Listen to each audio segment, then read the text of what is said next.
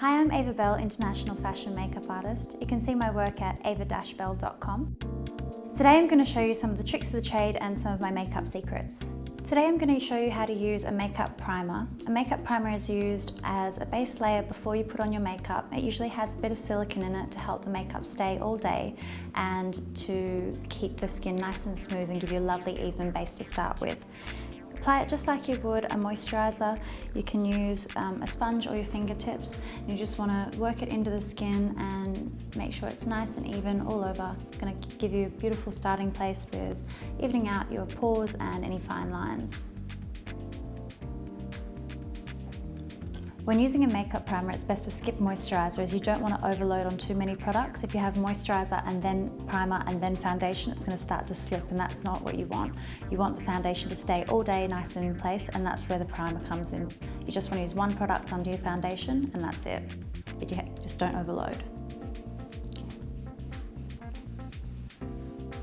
I'm going to go in with a brush and a separate product that's a primer just for the eyes. I'm going to take it into the eyelid and dab it out with my fingers just to warm up the product.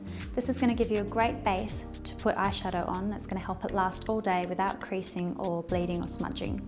You don't have to use a different product when priming the eyes, but it's a good idea to use something with a little bit of pigment to also knock out any darkness or colour if you have any purple or blue under your eyes or in the eyelid. Just gives you a lovely nice base that's going to give an even colour, that's going to give true colour of your shadow once you put the eyeshadow on. Looking down. And just blend that out. You don't want to have any creases. It's always a good idea to prepare the whole face, including the eyes and lips. So I'm going to also go in with a little bit of lip primer just to make the lips supple and nice and soft, so that when we do our lipstick later on, they're going to be beautiful and smooth and you're going to get a lovely cover. You can take this off once you're ready to do your lipstick, so just let it sit while you're doing your makeup.